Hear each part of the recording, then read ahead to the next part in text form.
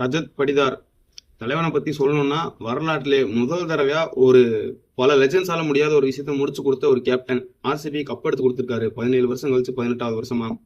என்னன்னு பார்த்தா சிஎஸ்கே கூட நடந்த மேட்ச்ல வந்துட்டு வின் பண்ணோம். அதோட வந்துட்டு 7th 8th கன்சிக்யூட்டிவ் வின் வந்துட்டு கண்டிப்பான முறையில் தலைவங்கிட்டு வச்சிருக்கு.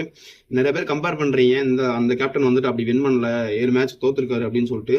நம்ம கேப்டன் வந்து கண்டினியூஸா 8 மேட்ச் வின் பண்ணிருக்காரு, அதெல்லாம் ஓகே இல்லைன்னு சொல்லல. எத்தனை பேர் இந்த நாக்க கவுன்சிங்கும் தெரியல. சிஎஸ்கே கூட நடந்தப்ப எல்லாரும் வந்து நம்ம டிம் டேவிடோட மேட்ச் தான் பேட்டிங் தான் பார்த்தோம். ஆனா சைலண்டா வந்துட்டு தலைவன் 14 பாலுக்கு 50 53 அடிச்சு வச்சிருந்தாரு. யாருமே எதிர்பார்க்கல.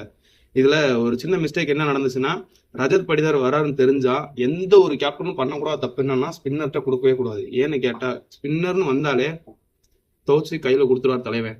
அப்படி பிளேயர்கிட்ட போயிட்டு ஸ்பின்னர் கொடுத்தா அவ்வளவுதான் மேட்ச் முடிஞ்சு. அதுவும் இல்லாம தலைவன் வந்துட்டு பேய் ஃபார்ம்ல இறங்கினா. அப்படி தலைவனுக்கு வந்துட்டு லைசன்ஸே கிடையாது, கேப்டன் ப்ரெஷர் அந்த மாதிரி எதுவும் கிடையாது. இறங்கினாருன்னா பேட்டை விடுறதா சொல்லியும். ஸோ அவருக்கு அதுவும் இல்லாமல் வந்த டைமிங்ல ஸ்பின்னர் வேற கொடுத்துட்டீங்க, பிரிச்சு பொங்க வச்சுட்டாரு. கண்டினியூஸா 8 வின்ஸ் ஆஸ் ஏ கேப்டன் வந்துட்டு நாட் ஈஸி திங். அதுவும் இல்லாமல் லாஸ்ட் இயர் வந்துட்டு அதெல்லாம் சரியான பர்ஃபார்மன்ஸ், கப் வின் பண்ணி கொடுத்துருக்காரு. அதையும் ப்ரெஷரை ஹேண்டில் பண்ணாருன்னா எவ்வளோ பெரிய விஷயம். ஃபியூச்சர் வந்து ஆர்சிபி கேப்டன் வந்துட்டு சும்மா சொல்லக்கூடாது, பயங்கரமான கேப்டன் தான் எடுத்து வச்சுக்காங்க. எப்படி ப்ரிடிக்ட் பண்ணாங்கன்னு தெரியல. ஸோ